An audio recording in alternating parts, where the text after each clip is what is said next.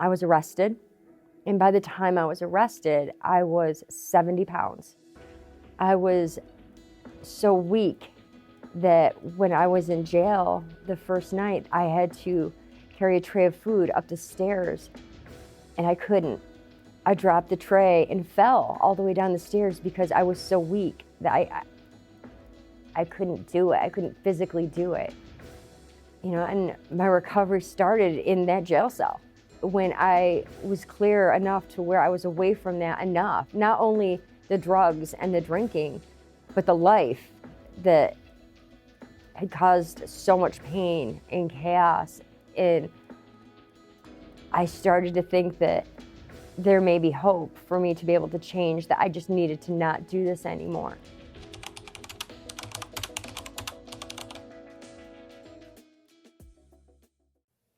Hi, my name is Mindy Vail. I am a person in long-term recovery, which means that I haven't felt the need to drink or use any mind-altering substances since December 30th, 2014. What brought me down this path? I started drinking when I was 14 years old. When I was young, my mom passed away, and my father and my brothers, I turned into that person that felt like she needed to take care of everyone, who took on every problem as her own, no matter whose it was. And I just felt I needed to fix everything, and it got to a point where it was just too much.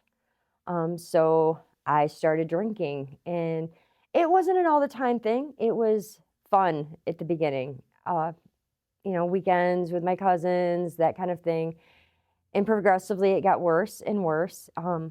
Eventually, I turned into a bartender, which is the worst job in the world for someone like me. And I met the father of my children, and it was a very abusive relationship. And the drinking turned into every night. And it turned into my way to cope with things. It turned into the only thing that kept me sane. At the age of 27, I got hurt, and I was introduced to painkillers. And it didn't take me long to realize that drinking and taking your painkillers made everything numb. So when I was told that I was stupid, or I was told that I wasn't good enough, or the world got to be too much, this made it bearable for me. I was on painkillers for many years. And when the doctor tried to take me off painkillers, I started buying them off the streets. And then when I couldn't get those, it turned into cocaine, which turned into crack, which turned into whatever I could get my hands on to make my world numb, to make it so that I could handle living my life. It just got worse and worse and worse. And what started out as fun when I was 14 years old turned into waking up in the morning sick, and waking up in the morning with that need to have to find something to make it so that I could get through the day. And, I resorted to stealing and lying and doing whatever I needed to do to be able to get what I needed to do, get for that day to be able to survive. That kept going until I was almost 40 years old, and I was arrested. And by the time I was arrested, I was 70 pounds.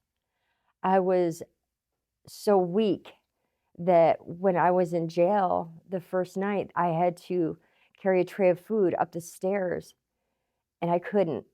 I dropped the tray and fell all the way down the stairs because I was so weak that I couldn't do it. I couldn't physically do it. And my recovery started in that jail cell. When I was clear enough to where I was away from that enough, not only the drugs and the drinking, but the life that had caused so much pain and chaos. And I started to think that there may be hope for me to be able to change, that I just needed to not do this anymore. I went from, doing the jailhouse prayers of, please just let me get out. I want to see my children again. When what I truly wanted to do is just go out and use again, to just let me get through this. Let me get to the other side of this, and, let me have just a little bit of strength and a little bit of grace to be able to, make it through. And I was offered the chance to be a part of drug court. And that was where I realized that there was a chance for me. I remember going to my first meeting, and I remember feeling hope for the first time. I remember being in a room full of a bunch of people that were laughing and joking and seemed to be having a good time. And not one of them were needing to drink, and not one of them needed to use, and not one of them needed to do anything like that. They were just truly happy. And I wanted that so badly that's what kept me on this path towards my recovery.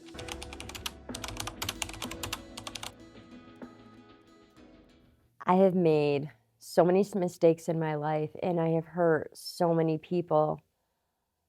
There were so many amends that I needed to make. Some of them was to just pay things back. Some of them were to, to just say sorry. But the ones that I think were the hardest were the ones that I did to the people that I truly loved the most in my life. My daughters, my father. When I was making my amends to my daughters, I just let them let it all out to me. And, they yelled at me for like an hour and a half, and I allowed them to do that because, everything they said was true, and they needed to be able to do that. And at the end of it all, I remember saying to her, I know this means nothing right now, but I am truly sorry for the mistakes that I've made and for what I had put you through. My promise is from this day forward, I will do my best to become the mom that you deserved and that, you still deserve every single day. I will work for the rest of my life to make this amends to you. And that's exactly what I've tried to do. From that day to this, every day I try to be the best mom that I can be, because that's what they deserved, and that's what they always deserved. I will never be done making that amends. And to my father, I did the apology, we had the talk, but when he passed away, I still felt as if I hadn't been able to make enough of amends to him. So I got the opportunity to be able to do the eulogy at his funeral. And I got to say a lot of things that I wish I had been able to say when he was alive. And that helped me to make that closure, because there's a lot of things in my life I wish I hadn't have done, and a lot of things I wish I could take back. I'm still working on some of the amends, and I'll probably be working on them for a lot of years. There's some things that that pop up now that I didn't even remember doing 8 years ago, but they pop up as I go along, and I try to do them as I can. Pay people back that I may have stolen from, or sometimes it is giving to a charity, or it is just helping another person that may be going through the same thing. There's a lot of different ways that I've made those amends, but I think the most important thing is to work with somebody that has a little more time with you when it comes to that. Because if you make the amends too soon and then you relapse, or if you fall backwards, or if something happens, it kind of takes it away. There's a reason that making amends to people is so far into the steps, because you have to be ready to do that, and you have to be able to do it the right way, and in a way that's not going to hurt someone else. I think it's really important to remember that sometimes making an amends to somebody can hurt them more than not making the amends would be. So I think it's piece by piece, person by person, situation by situation, and each one of them is different.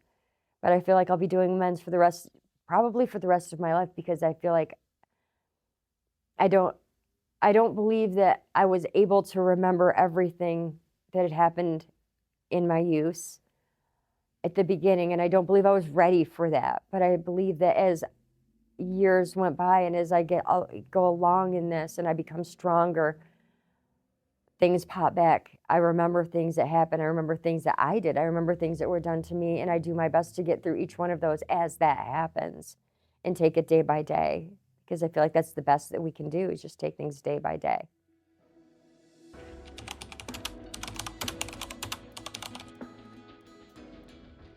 Stigma is a huge thing that people have to deal with when they are not only in recovery, but still stuck in their disease. People don't understand. I'm a big believer that unless you have lived this, you truly don't understand. One of my bosses talks about the billboards. There's these billboards on the highway that show people that are in active addiction, and they look sick, and they look scared, and they look dangerous. They look all of these things. And when you see them, you lump everyone into that one thing, because you don't understand that there's life after our disease, after being stuck in that life. That, people see us for what they assume people in addiction are: criminals, liars, cheats, all of these things. And it's very difficult to change people's minds when they really just don't understand. People will say to me when I was out there, "Why can't you just quit? Why can't you just stop? What is wrong with you?" And you almost start to believe that. People that are stuck in the disease believe that, I can't change. I can't get better. This is just who I am, because that's what we've been told for so long. And then when you come into recovery, so many people don't want to give you a chance, because they assume that, we can't give her that job because she is still, a criminal. She's still a liar. She's still all of these things, that she's never going to get better. I was at a meeting one time. It was for an RCO, and there was a doctor there, and we were talking, and at the beginning of the meeting, everybody went around the table, and they kind of said who they were, and they told a little bit about themselves. And so I told a little of my story, and I said that I was a person in recovery, and who I was today, that I was a peer team lead at CASA-Trinity. And at the end of that meeting, I remember him looking at me, and he meant no disrespect, but what he said to me was, "I had no idea you were one of those people." And that's what the stigma is. They have no idea. People don't know who we are and what we can become. And I think that's what's so important about living out loud, about not being afraid. I truly believe that people that are in recovery are blessed, because, we've lived this life. All these years, we lived this certain way, in the survival mode of how do we, get what we need, and how do we survive another day? And we did all these things, and we've made all these mistakes, and then we stop. And then we're in recovery, and we work really hard every day to become a better person. And we work really hard every day to become the person that we want to be. And we have this opportunity to change and to become someone completely different, with the knowledge of everything that came before that. And what a blessing that really is, that we absolutely get this chance to become something different. So many people don't understand, like, some people are just angry, or some people say things that are really hurtful, and they don't understand that what they're doing hurts other people. People in recovery understand that, and we try very hard not to do that. And when we do make mistakes, we try really hard to say we're sorry, to make amends, to change the things that we were doing. And I think that makes such a blessing in us. And I think that that's how we break down the walls, and that's how we break down the stigma. We live out loud. We are not afraid. We are not the mistakes that we made. We are the people that we are today. The life that I lived before this is not who I am. My mistakes and my addiction do not define me. I am someone different today. I get to wake up every day, and I get to help another person. I get to be the best person that I can be today. I get to be a professional. I get to, be with my children and be with my grandchildren. I get to do all of these things, because that's the thing in life.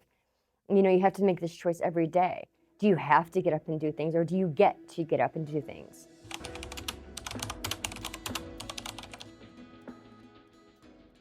So if a parent comes in feeling like their son or daughter cannot change, first, I understand. I understand that as a parent, they have had to watch their children almost kill themselves.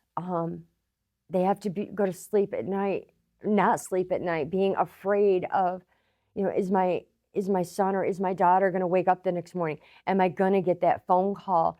Are they going to be in jail? Are they going to kill somebody? Or are they going to end up in prison for selling drugs? You have all these things, and you have lived with that for so long, and that fear is so strong. I understand how hard that would be to be able to let that go. But I think the biggest advice I would say would be, it is not a straight line. Everyone's recovery is different. And I would love to say that, one day we could just wake up in the morning and say, I'm done. Never going to use again, never going to drink again. And we do say that, and we do mean it when we say it. But this thing in our head,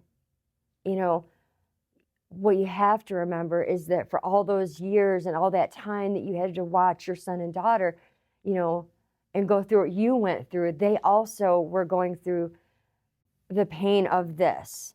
For every scary thing that they went through, their first thought was, I need to tramp this down. I need to hide this. I need to blur this away.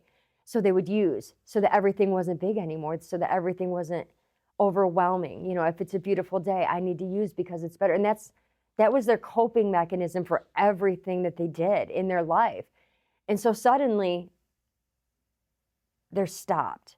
And so suddenly all of these emotions and all of this stuff hits them so strongly that it gets to be too much sometimes. And sometimes they may fall back, but that doesn't mean that they're done. It doesn't mean that they can't get this. Everybody in this world has the capacity for recovery. Every one of us. And what we need is people to be behind us. Absolutely, to protect yourself, because I understand that. But at the end of the day, believing that they can change, believing that they can get better, and believing that they truly want to get better. And when they do good, let them know they do good. And when they do bad, know that, you're still there and you still love them. That doesn't mean making it all right for them to make these mistakes, but letting them know that you love them even if they do make these mistakes is so important. Just don't give up.